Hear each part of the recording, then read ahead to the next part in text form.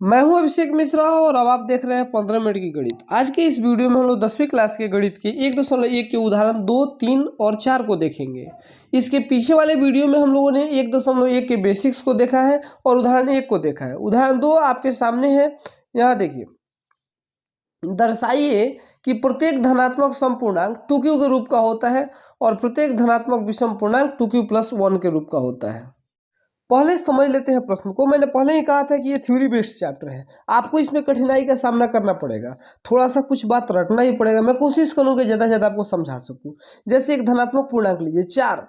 4 आप जानते हैं कि धनात्मक समपूर्णांक किसे कहेंगे। यहाँ देखिए, धनात्मक समपूर्णांक वैसा पूर्णांक जो धनात्मक होना चाहिए, मतलब प्लस में होना चाहिए, है सम होना चाहिए। सम तो आप समझते हैं जिसमें 2 से पूरा पूरा भाग लग जाए। अब ये बात अगर आसानी से समझें तो दुनिया के प्रत्येक सम संख्या में 2 से भाग लग जाता है। तो यानी कि 2 से भाग लग जाएगा तो 2 ठो धनात्मक अगर लें, 6 लें, 8 लें, इन सबको अगर हम एग्जाम्पल के तौर पे लेके देखें तो ये भी 2 इंटू 2 हो जाएगा, 2 इंटू 3 हो जाएगा, 2 इंटू 4 हो जाएगा। समझ पा रहे बात को? तो ये मतलब अगर 2, 3, 4, यहाँ आप देखेंगे 2 स्थिर रह रहा है, सब में 2 तो कॉमन है, ये बदलते रह रहा है। यानी कि आप इसको भी 2q लिख सकते हैं, इसको भी 2q लिख सकते हैं, इसको भी 2q लिख सकते हैं। यानी कि आगे भी जितनी सम संख्या है सबको आप 2q के रूप में लिख सकते हैं। तो यही तो हमें सिद्ध करना है। इसी प्रकार विषम संख्याओं को लेके समझते हैं। पहला विषम संख्या 9, 11 हमने ले लिया, 13 भी एक ले लेते हैं और समझते हैं। आप 9 को कैसे लिख सकते हैं? 2 गुना 4 और +1, है ना। 2 चौका 8 और 1 9। 11 को कैसे लिख सकते हैं? 2 गुना 5 और जोड़ 1, 2 5 10 1 11, 2 गुना 6 जोड़ 1। यानी कि आप इसको लिख सकते हैं ना 2q+1, इसको भी लिख सकते हैं 2q+1, इसको लिख 2q+1। आप देख रहे हैं कि यहाँ 2 स्थिर है, ये नहीं बदल रहा है, एक भी स्थिर है, बदल ये रहा है, अचर यही आएगा। तो 2q+, बस इसी चीज को भाषा में लिख के दिखा देना है। आइए देखते हैं कैसे भाषा लिखना होगा। तो हमें दिया है, दर्शाइए कि प्रत्येक धनात्मक समपूर्णांक 2q के रूप का होता है। पहले लिखिए, माना कि, मानना तो पड़ेगा ना, माना कि ए कोई धनात्मक समपूर्णांक है, ए कोई धनात्मक समपूर्णांक है।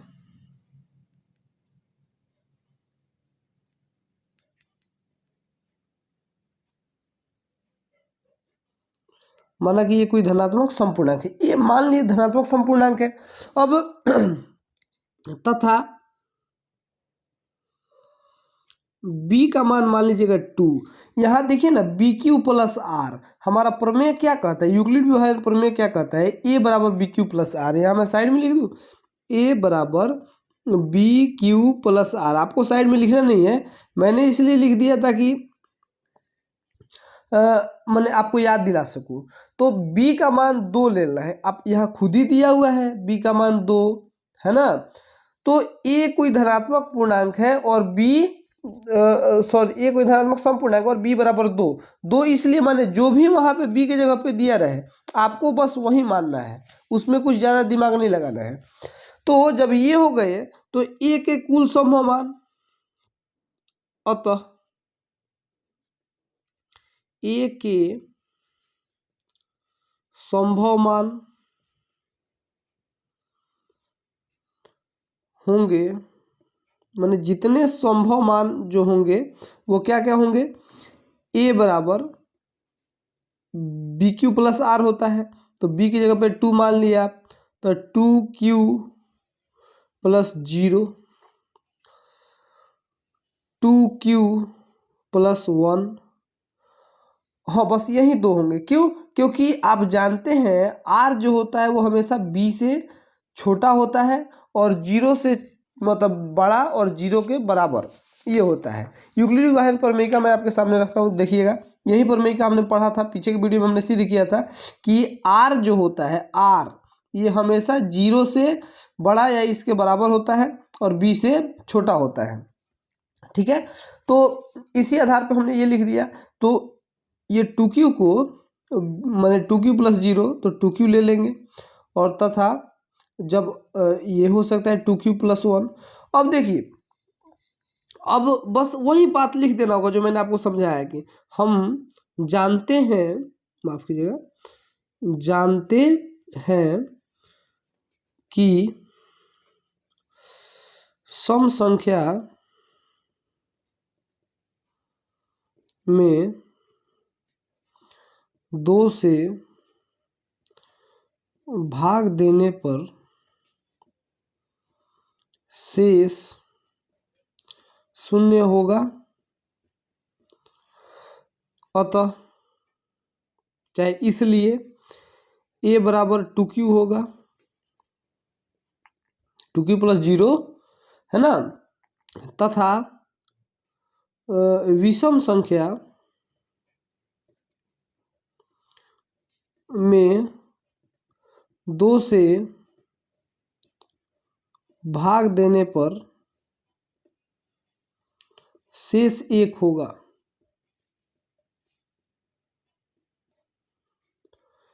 इसलिए a बराबर 2q प्लस 1 होगा। हो गया, दिखा दिया हमने। और आगे अपने से आप लिख लीजिएगा, अतः प्रत्येक प्रत्येक धनात्मक पूर्णांक 2q के रूप का होता है तथा प्रत्येक धनात्मक विषम पूर्णांक 2q प्लस 1 के रूप का होता है।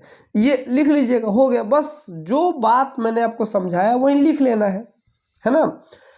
उदाहरण 3 देखते हैं। दर्शाइए कि एक धनात्मक विषम पूर्णांक 4q प्लस 1 या 4q प्लस 3 के रूप का होता है। पहले प्रश्न को समझते हैं क्या कह रहा है कि धनात्मक विषम पूर्णांक, कोई भी आप धनात्मक विषम पूर्णांक कहने का मतलब क्या है, वैसा पूर्णांक जो धनात्मक और विषम हो। जैसे कि मान लो मैंने ले लिया 17 एक धनात्मक है, माइनस में नहीं प्लस में है और विषम है ना। तो विषम संख्या और क्या हो सकता है, एक 17 ले लो, इसके बाद 19 ले लो, ठीक है। ये 2 संख्याओं से हम समझते हैं प्रश्न को। तो जब आप इसमें 4 से भाग देंगे 17 में और 19 में तो कितना आएगा, 4 चौके 16, तो ये कितना आ जाएगा, बच गया 1। और जब 19 में 4 से भाग देंगे तो 4 चौके 16, क्योंकि 4 5 20 तो बड़ा हो जाएगा, बच गया 3। तो आप इस 17 को लिख सकते हैं कि नहीं कि 4 और गुना 4 जोड़ 1, यहाँ लिख सकते हैं नहीं 4 गुना 4 जोड़ 3। तो बस यही तो हमें दिखाना है कि 4q प्लस 1 और 4q प्लस 3 के रूप में होता है। तो इसी चीज़ को लिख के दिखा देना। जैसे आप कोई और भी एग्जाम्पल ले सकते हैं, 9 ले लीजिए, तो 9 में क्या होगा, 4 से भाग दीजिएगा तो 4 दूना 8, 1 आ गया। तो ये 4 × 2 प्लस 1, देख लो 4q प्लस 1 के रूप का आ गया।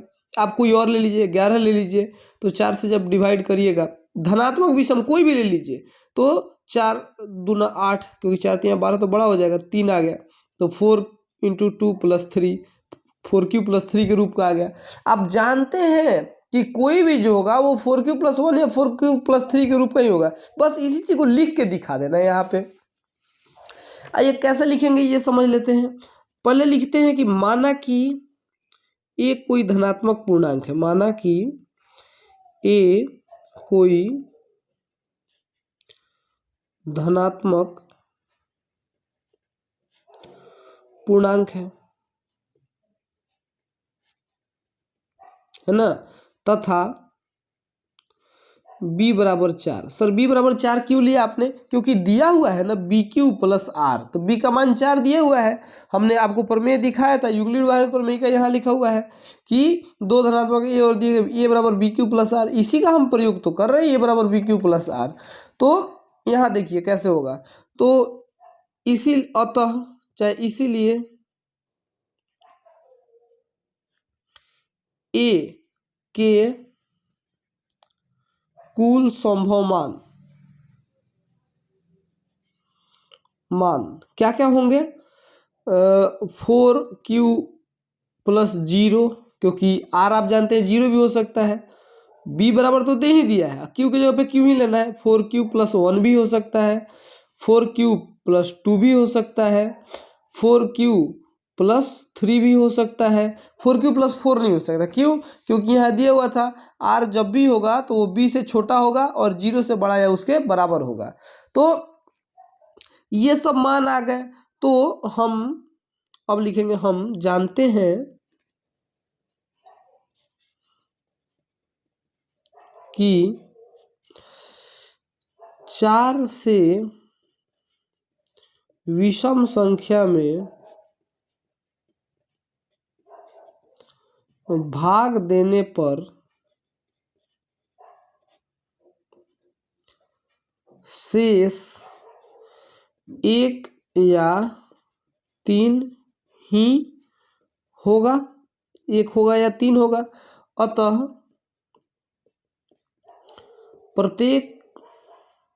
प्रत्येक धनात्मक विषम पूर्णांक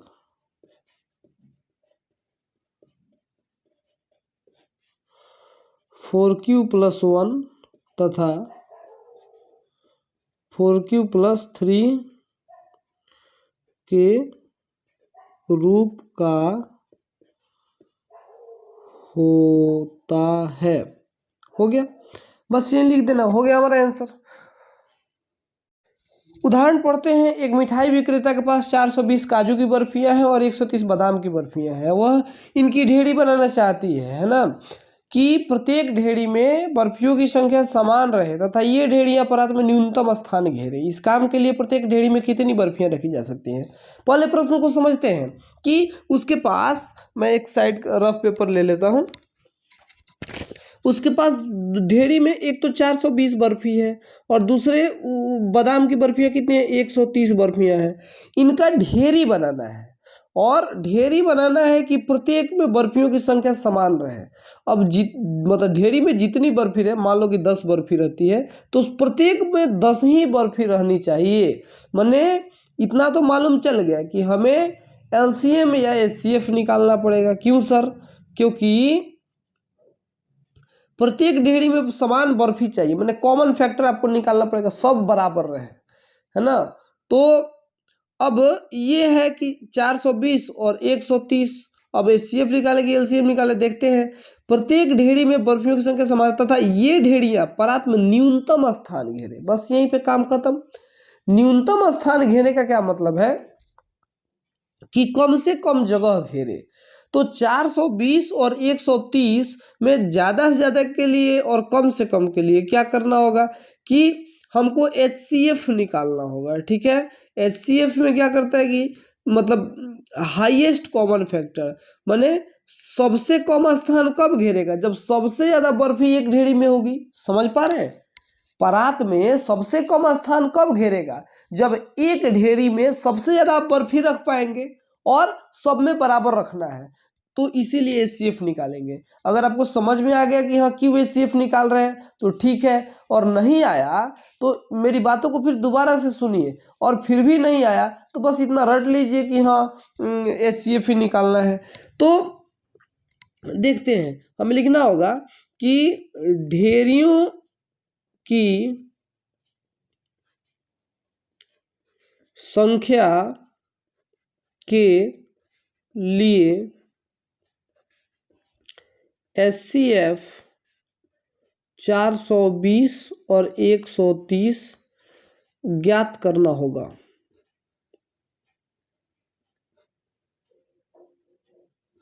ठीक है, अब एचसीएफ निकालिए 130 और 420 का। अब 420 से 130 में कितनी बार में 13 39 हो जाएगा, 3 बार में तो हो जाएगा 13 39 390। बच गया कितना, तो 30, हाँ 30 ही बचा ना। तो अब इसको इधर लाइए 130, तो 3 चौका 12, 120 हो जाएगा, 10 आ गया। फिर इस 30 को इधर लाइए, माफ कीजिएगा, हाँ तो ये 3 बार में रिमाइंडर 0 आ गया, शेषफल 0 आ गया। अब बी का मान यहाँ 10 आ गया, तो एचसीएफ बराबर 10। अच्छा, आप चाहते इसको यूक्लिड विभाजन प्रमेय से निकालने को तो वो भी निकाल सकते थे। मैंने पीछे के वीडियोज में या बेसिक वीडियो में बताया था कि हाँ कैसे आपको यूक्लिड विभाजन प्रमेय का प्रयोग करके एचसीएफ निकालना है। तो लिखेंगे अतः परात में, चाहे नहीं, प्रत्येक ढेरी में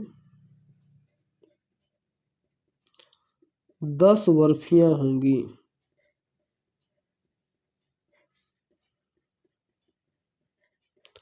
ठीक है, तो आज की इस वीडियो को यहीं पे ख़त्म करते हैं। अभी के लिए बस इतना ही। Thank you.